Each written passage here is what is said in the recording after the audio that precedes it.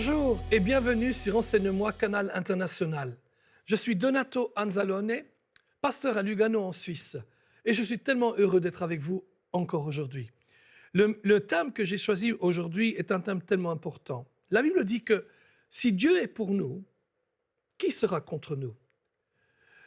Le si ici dans ce passage, cette petite particule en grec, est une particule qui aurait pu se traduire dans le contexte actuel par la parole puisque. Et on peut dire ceci, puisque Dieu est pour nous, qui sera contre nous? Puisque Dieu, ce n'est pas un si qui se pose une question, oui, ça va s'il est avec nous. Mais c'est oui, ça ira, puisqu'il est avec nous. Puisque Dieu est pour nous, qui sera contre nous? Et le thème d'aujourd'hui s'intitule « Dieu n'est pas notre problème ». Et je voudrais que ce soit une révélation pour chacun d'entre nous. Dans mon église, il y a de nombreuses années, j'ai apporté cette révélation et ça a été vraiment reçu comme une révélation. Dieu n'est pas notre problème. Regardez avec moi dans Jacques au chapitre 1. Et nous allons lire quelque chose qui, je pense, va nous éclairer. Nous allons d'abord lire ce passage dans la version Louis II, mais ensuite nous la lirons dans la version, en tout cas nous lirons quelques passages de ce texte-là dans la Nouvelle Bible II, ou bien connue comme la NBS. Lisons ensemble. Jacques 1, à partir du verset 12. « Heureux l'homme qui supporte patiemment la tentation, car après avoir été éprouvé, il recevra la couronne de vie que le Seigneur a promise à ceux qui l'aiment. Que personne, lorsqu'il est tenté, ne dise « c'est Dieu qui me tente », car Dieu ne peut être tenté par le mal, et il ne tente lui-même personne. Ce passage est clair. Il dit que personne ne peut dire lorsqu'il est tenté « c'est Dieu qui me tente ». Heureux l'homme qui supporte patiemment la tentation. Or, quand on revient au verset 2, on voit autre chose. Il est écrit ceci. « Mes frères, regardez comme un sujet de joie complète les diverses épreuves auxquelles vous pouvez être exposés, sachant que l'épreuve de votre foi produit la patience. » Et le contexte de ce passage est le contexte des épreuves. Le mot épreuve en grec peut être à la fois mis comme épreuve ou traduit comme tentation.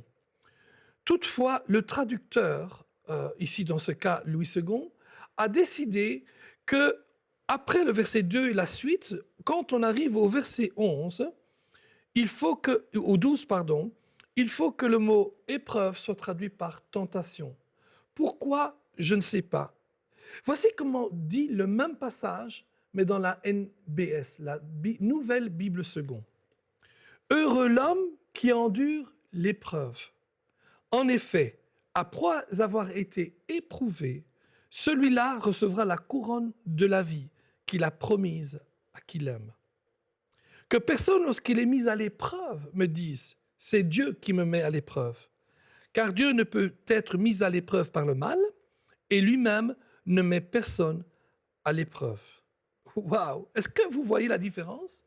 La Nouvelle Bible II a décidé, dans sa lecture et son interprétation de ce passage, qu'il n'y avait aucune raison logique dans le contexte de changer la parole épreuve par tentation.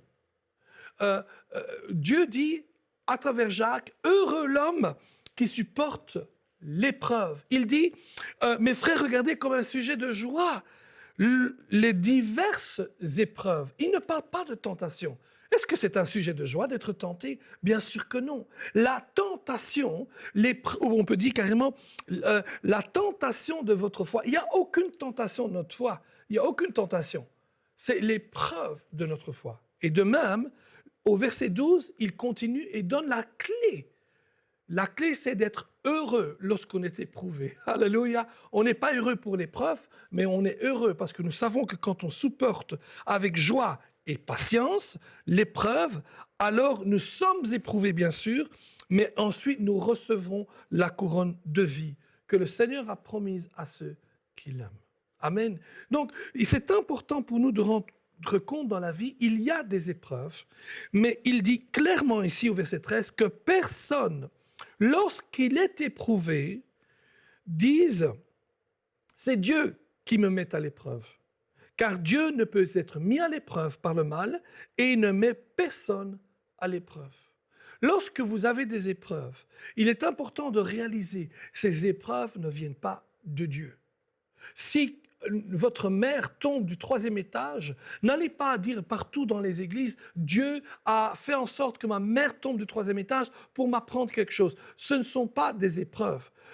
Tomber du 3e étage n'a qu'un objectif, c'est faire du mal, c'est faire du tort. Mais Dieu ne vient pas faire du tort. La Bible dit, c'est le diable qui vole, qui égorge et qui tue, qui dérobe. Mais Jésus est venu pour donner la vie et donner la vie en abondance. Certains disent, oui, mais Donato, vous ne comprenez pas. Dieu permet. Ah, j'aime beaucoup cela. Vous dites, Dieu permet l'épreuve. C'est intéressant parce que c'est en effet un argument que beaucoup prennent. Dieu permet ceci, Dieu a permis là, Dieu a permis cette maladie, Dieu a permis cette catastrophe. À chaque fois que vous verrez dans la parole de Dieu, le mot Dieu et le mot permettre, c'est toujours au négatif. En d'autres mots, il est nulle part écrit Dieu permet, mais il est certainement écrit Dieu ne permettra pas. Le passage principal que l'on trouve se trouve dans 1 Corinthiens chapitre 10 et le verset 13, où l'apôtre Paul parle justement de toutes ces personnes qui se trouvent dans des situations difficiles, raconte comment le peuple d'Israël a tenté l'Éternel, a murmuré et n'est pas entré dans le pays promis. Et ensuite, il dit ceci, au verset 13, 1 Corinthiens 10, 13. Aucune épreuve, et ça c'est la Louis II, je pense, mais aucune épreuve ne vous est survenue qui n'ait été humaine.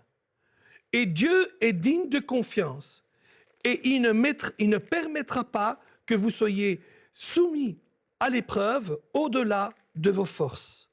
Avec l'épreuve, il ménagera aussi une issue que vous puissiez la supporter. Je reprends de nouveau, mais je crois que c'est aussi de nouveau dans la NBS, si je ne me trompe pas. 1 Corinthiens 10, 13. Oui, en effet, c'est bien la NBS. Aucune épreuve ne vous est survenue qui n'ait été humaine. Or, Dieu est digne de confiance. Et il ne permettra pas, waouh, j'aime cette parole, il ne permettra pas que vous soyez mis à l'épreuve au-delà de vos forces. Avec l'épreuve, il ménagera aussi une issue pour que vous puissiez la supporter. Alléluia. Une voie d'issue. Le moyen, dit Louis II, le moyen d'en sortir afin que vous puissiez la supporter. Waouh. Dieu n'est pas votre problème. Alors, si Dieu n'est pas notre problème, qui est notre problème? C'est une bonne question et merci de l'avoir soulevée. Dieu n'est pas de problème. En fait, il y a en général 3 sources de problèmes dans nos vies. 3 sources possibles. Tout d'abord, nous avons celui qui est l'ennemi de nos âmes. La Bible dit que le diable est notre vrai problème. C'est Jésus qui le dit clairement quand il parle dans Jean 10, ce merveilleux chapitre où Jésus dit qu'il est la porte, qu'il est le berger, qu'il est le bon berger. Où il parle de voleurs, qu'il parle de mercenaires, il parle donc aussi d'autres voleurs, etc., de ceux qui sont venus avant lui, etc. Et ensuite, il dit ceci. Le voleur ne vient que pour dérober, tuer et égorger. Mais moi, dit Jésus, je suis venu afin que mes brebis aient la vie et aient la vie en abondance. Le voleur ne vient que pour tuer, dérober et égorger. Ça, c'est ce que le diable fait dans nos vies. Il vient détruire les rêves de vos vies. Il vient détruire nos familles. Il vient avec toutes sortes de catastrophes. lorsque des personnes sont malades et meurent, ce n'est pas Dieu qui a repris votre personne, mais c'est bel et bien la conséquence de ce que le diable fait sur la terre. Quelquefois, des personnes meurent, et les personnes meurent tout le temps, mais quand les personnes meurent par maladie ou par difficulté, peut-être même par accident, ne pensez pas que c'est Dieu. Dieu n'est pas venu pour tuer, égorger et détruire. Dieu est venu pour construire, pour donner la vie. Jésus dit, je suis venu pour donner la vie et la vie en abondance.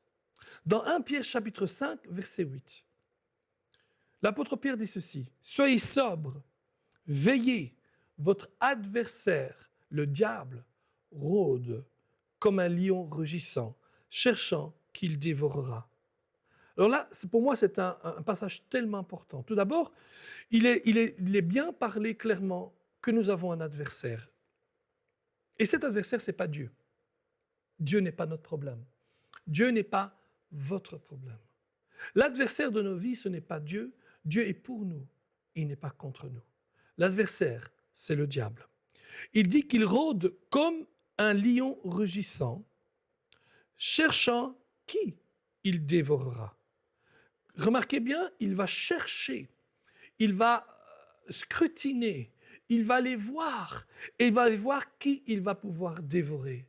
Et une des manières comment il arrive à savoir qui il peut dévorer, c'est en mettant des épreuves dans nos vies pour voir si nous allons résister ou pas résister. Et il sait que ceux qui ne résistent pas, sont des candidats pour être dévorés. Mais aujourd'hui, nous vous donnons, et je sais que le site enseigne-moi.com et aussi le canal enseigne-moi.com, le canal international Enseigne-moi, vous donne des outils pour être fort et pour résister à l'ennemi et pour aller au-delà de l'épreuve afin que l'ennemi ne puisse pas vous dévorer. En fait, avec ce que nous sommes en train de faire ici, vous allez être des candidats, non pas pour être dévorés, mais des candidats écraseurs. Oui, candidats écraseurs. Écraseurs de quoi? Écraseurs de la tête de Satan. Alléluia! Écraseurs de la tête du serpent. Dans 1 Jean 5, 19, la Bible nous montre que le mal qui existe ici, ce n'est pas Dieu qui l'apporte. Il dit ceci, « Nous savons que nous sommes de Dieu et que le monde entier est sous la puissance du malin. » Waouh! Le monde entier est sous la puissance du malin. Le malin régit beaucoup de choses autour de nous. Et le monde entier est sous la puissance du malin. Ce n'est pas Dieu notre problème, mais c'est le malin qui est notre problème. Amen. Alors certains disent, oui, mais moi je suis dans le royaume de Dieu, nous ne sommes pas du monde, nous sommes dans le monde, mais pas du monde. Oui, nous appartenons à Dieu, nous sommes dans un sens dans le royaume de Dieu. Et dans le royaume de Dieu, nous sommes sous l'autorité de Jésus-Christ. Mais il arrive quelquefois que nous faisons d'autres choses. Notamment, comme Éphésiens dit, nous donnons accès à l'ennemi. Et nous voulons apprendre à ne plus jamais lui donner accès.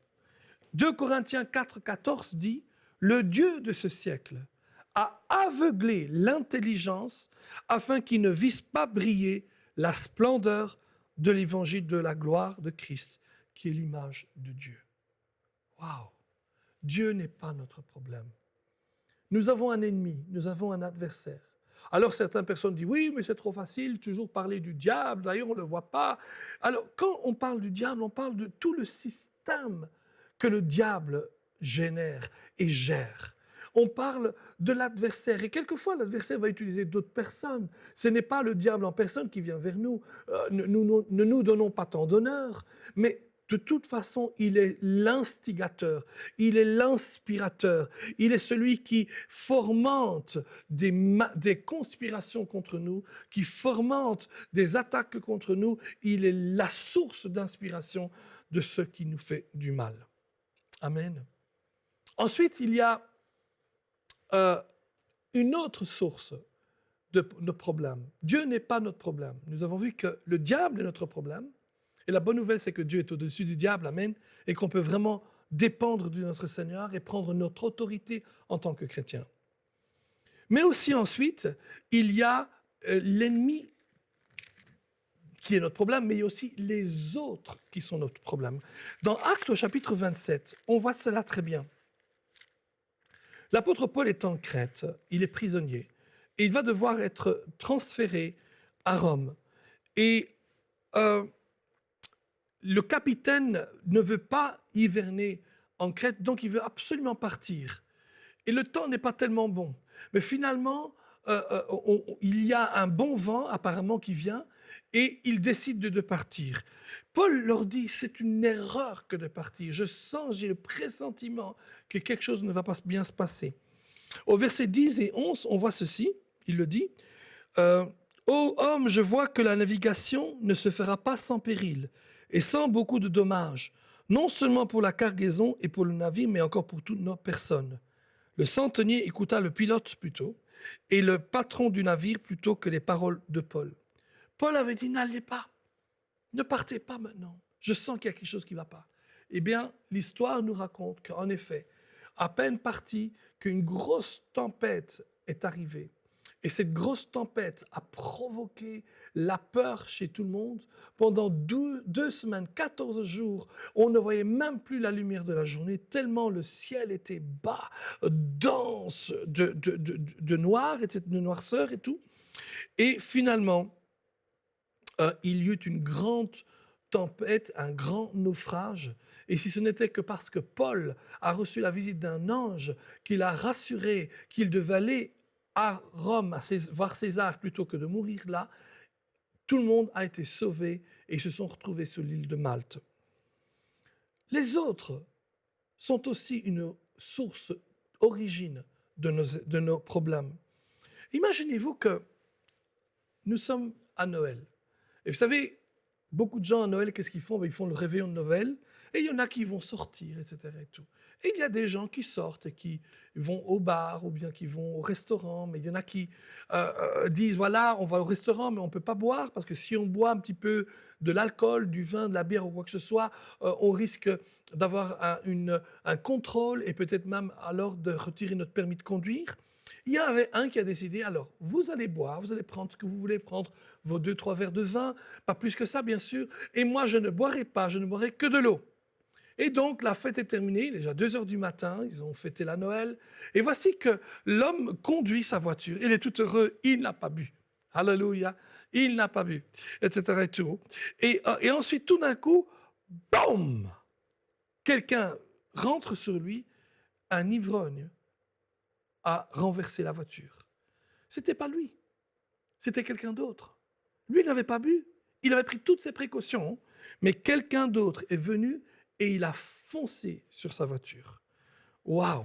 Vous comprenez ce que je veux dire? Les autres sont une source de nos problèmes aussi. Et nous avons besoin de comprendre cette chose-là. On vit dans un monde où tout n'est pas en harmonie comme Dieu l'avait prévu. Et les autres peuvent être aussi une source de nos problèmes. Une autre source de nos problèmes, c'est nous-mêmes. Nous-mêmes. Imaginez-vous que vous rouliez vous-même en voiture et que vous avez fait quelques erreurs et vous roulez, avec tout, et puis il y a un feu rouge, mais vous ne faites pas attention au feu. Et vous roulez et bam, vous rentrez contre une autre voiture. C'est pas l'autre voiture. C'est pas le diable. C'est certainement pas Dieu. Mais c'est nous, c'est moi, c'est vous. On a franchi le feu rouge. Je ne sais pas si vous êtes déjà arrivé de franchir le feu rouge. C'est une chose très, très, très difficile à imaginer. Mais quand on franchit le feu rouge, on entre dans une zone très forte de danger. Non, ce n'est pas toujours le diable, ce n'est pas toujours les autres, mais quelquefois, ça peut être nous-mêmes. Un jour, il peut arriver à quelqu'un de sortir en plein hiver sous la neige et en décidant de ne pas mettre un manteau sur lui, mais de sortir en t-shirt.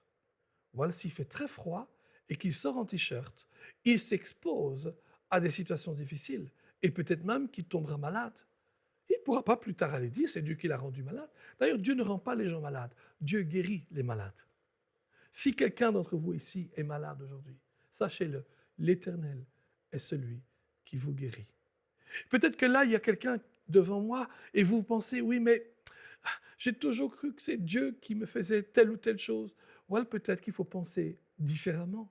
Une des manières de penser différemment, c'est de lire la parole de Dieu et de remplir votre esprit de la parole de Dieu. Lisez-la de la Genèse à l'Apocalypse et commencez à découvrir le caractère de Dieu. La Bible dit que Dieu n'est pas force. Dieu n'est pas une force. Dieu possède la puissance. Mais Dieu est certainement amour. Amen. Et compassion. Dans Proverbes au chapitre 19, verset 3, il est dit ceci. La folie de l'homme pervertit sa voie et c'est contre l'Éternel que son cœur s'irrite. Waouh! Voyez-vous, quelquefois, nous sommes la cause de notre propre problème parce que notre cœur s'est irrité contre Dieu. Notre propre folie, notre propre présomption, eh bien, pervertit notre propre voie. C'est comme cet homme-là qui un jour a décidé de voler. Il a dit, j'ai découvert le secret pour voler. Et il s'est mis très haut sur un grand bâtiment de plusieurs étages et il s'est jeté. Heureusement qu'il y avait un filet en dessous parce qu'il n'a pas réussi à voler. Mais comprenez-vous, s'il n'y avait pas un filet en dessous, il serait mort aujourd'hui. La folie de l'homme pervertit sa voie. Tout le monde aurait pu dire c'est Dieu. Ce n'était pas Dieu, c'était lui. Il avait pris des décisions et ces décisions le conduisaient dans la voie de la mort. Le Proverbe 11, 3 dit « L'intégrité des hommes droits les dirige, mais les détours des perfides causent leur ruine. » Waouh! Voyez-vous, il y a plein de choses comme ça qui montrent que nous sommes souvent le problème à notre propre vie. Je voudrais voir avec vous rapidement dans Genèse au chapitre 37. Genèse 37 nous parle d'un homme exceptionnel. Et cet homme-là, c'est Joseph. Et voici ce que la Bible dit. Genèse 37, on parle de Jacob, qui est le père de Joseph, et il dit ceci. La Bible dit, Joseph eut un songe, verset 5, Genèse 37, 5. Joseph eut un songe et il raconta à ses frères qui le haïrent encore davantage. Écoutez ceci, je me suis toujours posé la question, mais comment est-ce possible que Joseph avait une telle succession de périples dans sa vie? Au chapitre 39, il est dit ceci, au verset 2. Lorsqu'il a été vendu en esclavage, la Bible dit « Et l'Éternel fut avec lui, et la prospérité de Dieu l'accompagna. » Pourtant, quand on voit la vie de Joseph, on voit qu'il n'a pas toujours été très prospère. Joseph n'a pas toujours été très prospère. Au contraire, il était aimé de son papa, ça c'est vrai, mais ses frères le haïssaient. Ils l'ont vendu en esclavage. Ils l'ont mis dans une citerne, ils l'ont vendu en esclavage. Ensuite, il va en prison. Il est séduit d'abord par la femme de Potiphar, il va en prison. Et en prison, on l'oublie. Vous croyez que c'est vraiment de la prospérité, cela? Non, ce n'était pas la prospérité.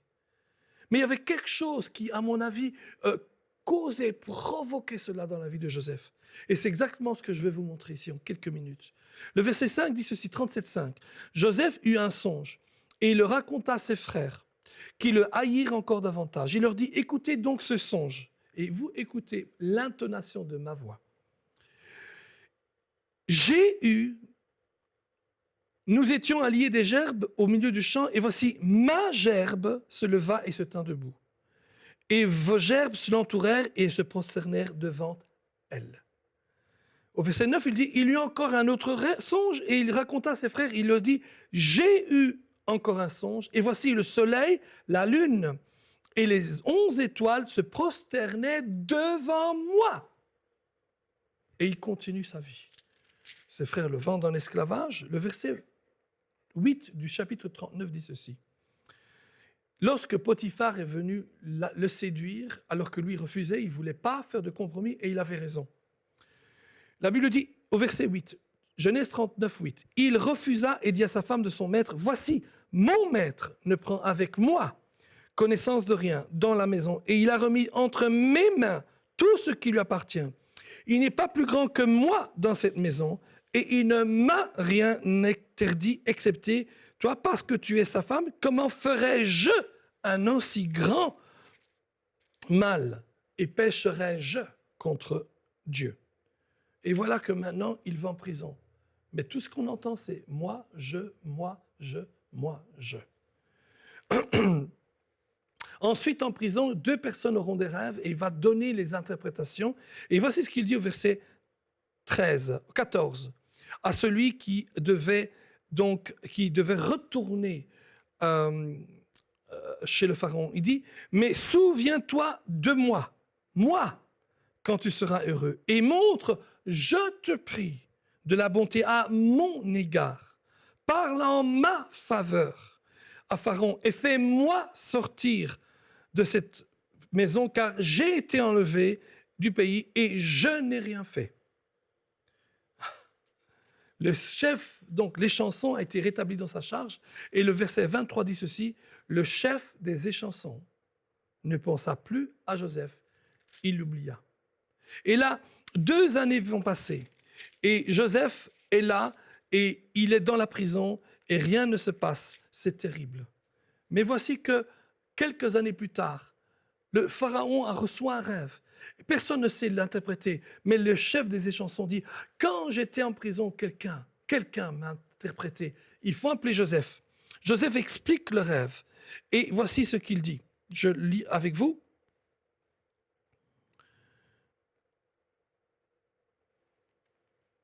Le verset 33, Genèse 41, 33.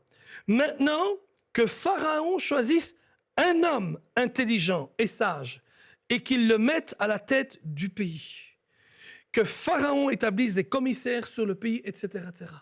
Voyez-vous, Joseph aurait pu dire « Choisissez-moi, je suis la bonne personne ». Il a dit non, parce que pendant ces 2 dernières années en prison, il a compris que la plus grande source de problèmes dans sa vie, ce n'était pas le diable, certainement pas Dieu. Ce n'était pas toujours des autres non plus. Ce n'est pas toujours le diable, mais dans sa propre vie, c'était lui-même. Et le Pharaon dit, mais trouverai-je quelqu'un d'autre? Et il a établi Joseph comme le maître de tout le pays, juste en dessous de lui. Amen. Donc, quand les choses arrivent dans notre vie, rappelons-nous, Dieu n'est pas notre problème. Dieu nous a donné aussi une autorité. Il dit dans Luc au chapitre 10, verset 19, « Voici, je vous ai donné le pouvoir de marcher sur les serpents et les scorpions et sur toute la puissance de l'ennemi, et rien ne pourra vous nuire. » Il dit aussi, en vérité, je vous le dis, tout ce que vous lirez sur la terre sera lié dans les cieux, et tout ce que vous délirez sur la terre sera délié dans les cieux. Mes amis, je voudrais que vraiment vous receviez cette révélation aujourd'hui. Dieu n'est pas votre problème. Dieu est pour vous. Il est avec vous. Il vous aime. Il vous a donné l'autorité pour prendre le dessus sur la puissance de l'ennemi. Apprenez à ne pas magnifier vos problèmes. Apprenez surtout à ne pas blâmer Dieu, à ne pas blâmer toujours le diable, pas blâmer les autres non plus, et non plus ne pas vous blâmer vous-même. Dieu n'est pas votre problème. Dieu est votre réponse. Amen. Dieu est votre réponse. Celui qui vient faire le mal, celui qui dérobe et qui tue et qui dégorge, c'est le voleur, c'est le diable. Mais Jésus est venu vous donner la vie en abondance. Soyez bénis et à la prochaine. Cette émission est rendue possible grâce au précieux soutien des partenaires d'Enseigne-moi Canal International. Retrouvez tous nos programmes sur enseigne-moi.com.